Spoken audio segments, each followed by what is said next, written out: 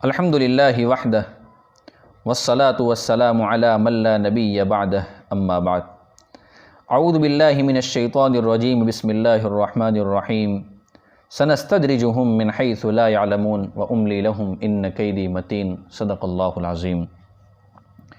معزز سامعین، جب بھی بندہ دنیا میں گناہ کرتا ہے تو اس کا وبال بھی اس پر ضرور پڑتا ہے۔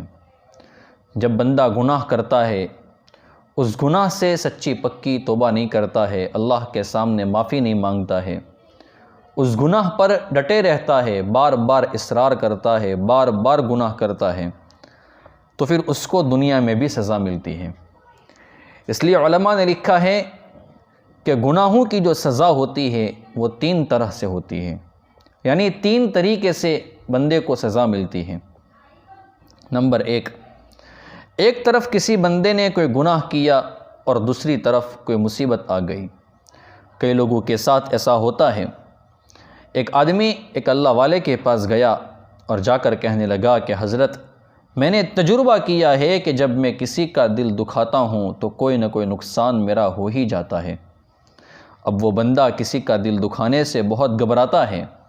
انسان اللہ تبارک و تعالیٰ کے حکم کی نافرمانی کا اثر دنیا میں ضرور دیکھتا ہے۔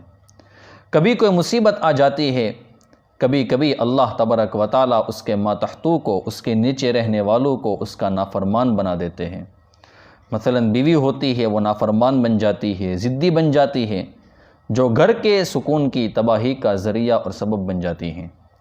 یا پھر اولاد میں سے کوئی ایسا بن جاتا ہے جو اس بندے کو بڑے بڑے آنسوؤں سے رلاتا ہے، اور یہ اس گناہ کی نقد سزا مل رہی ہوتی ہے جو اس نے کیا ہوتا ہے۔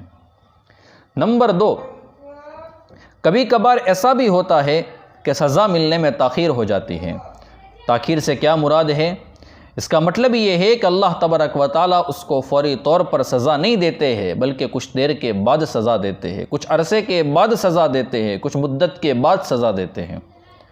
انسان گناہ تو جوانی میں کرتا ہے اور توبہ نہیں کرتا ہے، توبۃ نصوحہ نہیں کرتا ہے، تو اس کی سزا اس کو بڑھاپے میں ملتی ہے۔ اور یاد رکھنا، بڑھاپے کی جو سزا ہوتی ہے وہ بڑی عبرتناک ہوا کرتی ہے۔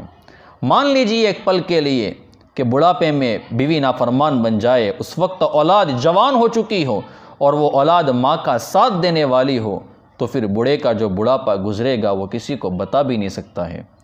یا بڑھاپے میں اللہ نہ کرے کوئی ایسی بیماری لگ جائے کہ وہ بندہ دوسروں کا محتاج بن گیا ہو، تو اس صورت میں بھی بندہ اپنے گناہوں کی سزا بھگت رہا ہوتا ہے۔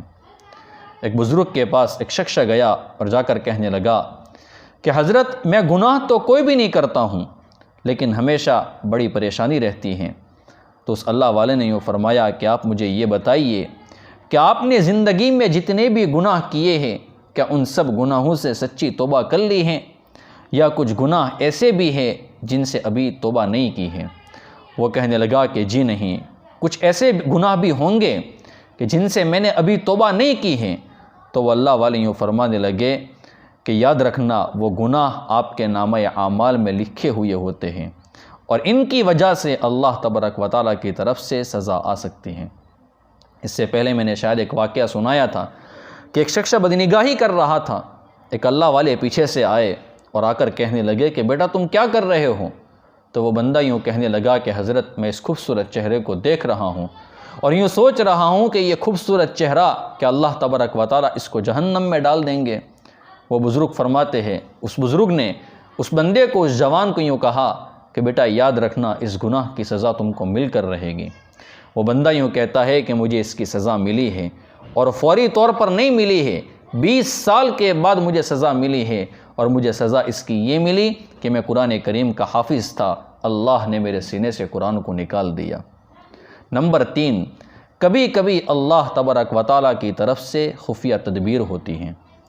یاد رکھیں، دنیا والے دنیا میں جب کسی بندے کو برباد کرنے کا ارادہ کرتے ہیں، کسی بندے کو نقصان پہنچانا چاہتے ہیں، کسی بندے کو تکلیف پہنچانا چاہتے ہیں، اور جب اس کے خلاف کوئی پلاننگ کرتے ہیں، کوئی تدبیر کرتے ہیں، تو ضروری نہیں ہے کہ وہ ہمیشہ اپنی تدبیر میں کامیاب ہو جائے، ضروری نہیں ہے کہ وہ ہمیشہ اپنی پلان میں کامیاب ہو جائے، کبھی ہوتے بھی ہیں، کبھی نہیں بھی ہوتے ہیں۔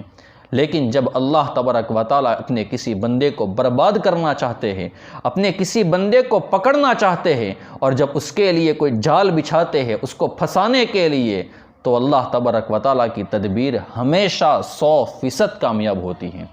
اور اسی کو اللہ رب العزت نے قرآن کریم میں ارشاد فرمایا وَمَكَرُوا وَمَكَرَ اللَّهُ وَاللَّهُ خَيْرُ الْمَاكِرِينَ۔ دنیا والے بھی تدبیر کرتے ہیں، ایک تدبیر اللہ بھی کرتا ہے، اور تمام تدبیر کرنے والوں میں سب سے بہتر تدبیر کرنے والا وہ اللہ تبارک و تعالیٰ ہے۔ کبھی کبھار خفیہ تدبیر اللہ تبارک و تعالیٰ کی طرف سے یہ ہوتی ہے کہ اللہ تبارک و تعالیٰ گناہوں کے باوجود اس بندے کو نعمتیں دیتے رہتے ہیں تاکہ یہ اچھی طریقے سے ان نعمتوں کو استعمال کر کے غافل ہو جائے اور پھر آخرت کی بڑی سزا کا مستحق بن جائے۔ اسی لیے ہمیشہ یاد رکھے کہ جب انسان گناہ کر رہا ہو اور اپنے اوپر اللہ تبارک و تعالیٰ کی نعمتوں کو بھی دیکھ رہا ہو تو یہ بہت ڈرنے کی بات ہوتی ہے۔ اللہ رب العزت قرآن کریم پارہ نمبر 7 سورۃ الانعام میں ارشاد فرماتے ہیں فَلَمَّا نَسُوا مَا ذُكِّرُوا بِهِ فَتَحْنَا عَلَيْهِمْ أَبْوَابَ كُلِّ شَيْءٍ حَتَّى إِذَا فَرِحُوا بِمَا أُوتُوا أَخَذْنَاهُمْ بَغْتَةً فَإِذَا هُمْ مُبْلِسُونَ۔ اس آیت کریمہ کا خلاصہ کیا ہے؟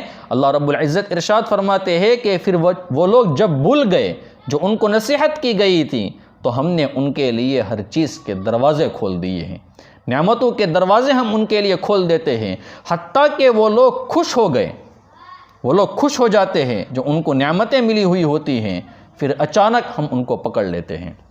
اللہ تبارک و تعالیٰ کی نعمتوں کو وہ لوگ استعمال کرتے ہیں، وہ لوگ اس پر خوش ہوتے ہیں کہ اللہ تبارک و تعالیٰ ہماری پکڑ نہیں کرتے ہیں، اور ان نعمتوں میں وہ لوگ مست ہو جاتے ہیں، پھر اچانک اللہ تبارک و تعالیٰ ان کی پکڑ کر لیتے ہیں۔ کئی مرتبہ انسان کے اوپر نعمتیں ہوتی ہیں، گناہ بھی کرتا ہے اور وہ نعمتیں اس سے سلب نہیں کی جاتی ہے، وہ نعمتیں اس سے چھین نہیں لی جاتی ہیں، اور وہ بندہ اس کو سزا نہیں سمجھتا ہے۔ یاد رکھنا یہ سب سے بڑی سزا ہوتی ہے اور بندے کو محسوس بھی نہیں ہوتا ہے۔ بنی اسرائیل کے اندر ایک شخص تھا، وہ کسی گناہ کے اندر ملوث ہو گیا، وہ ڈرتا رہا کہ کہیں اس گناہ کا وبال میرے اوپر نہ آ پڑے، کہیں اس گناہ کے وبال سے اس گناہ کا وبال مجھے بھگتنا نہ پڑے۔ کافی عرصہ بیت گیا، ایک مرتبہ اس نے دعا مانگتے ہوئے دعا مانگی، اے اللہ تو کتنا مہربان ہے کہ میں تیری نافرمانی کر رہا ہوں اور تو مجھے اپنی تمام نعمتیں سلامت رکھے ہوئے ہیں، تو میرے اوپر سے نعمتوں کو ختم نہیں کرتا ہے، تو نے میرے اوپر نعمتیں برقرار رکھی ہیں۔ تو اللہ تبارک و تعالیٰ نے اس کے دل میں یہ بات ڈالی، اے میرے بندے نعمتیں تو تجھ سے چھین لی گئی ہے۔ وہ حیران ہو کر کہنے لگا کہ باری تعالیٰ ایسی کون سی نعمت مجھ سے لے لی گئی ہے؟ فرمایا کہ تو غور کر، اللہ تبارک و تعالیٰ نے اس کو الہام فرمایا کہ تو غور کر، جس دن سے تو گناہ کا مرتکب ہوا ہے اس دن سے ہم نے تجھے تہجد کی نماز میں اور تہجد کے وقت رونے کی جو لذت ہے اس سے ہم نے تجھے محروم کر دیا ہے۔ پھر اسے احساس ہوا کہ واقعی جب سے میں گناہ کا مرتکب ہوا ہوں اللہ تبارک و تعالیٰ نے مجھ سے رات کو مناجات کی لذت چھین لی ہے۔ تو اللہ تبارک و تعالیٰ تینوں میں سے کسی نہ کسی ایک صورت میں گناہوں کی سزا ضرور دیتے ہیں۔ اسی لیے کسی شاعر نے کیا خوب کہا ہے، عدل و انصاف فقط حشر پر موقوف نہیں، عدل و انصاف فقط حشر پر موقوف نہیں، زندگی خود بھی گناہوں کی سزا دیتی ہے۔ وآخر دعوانا ان الحمد للہ رب العالمین۔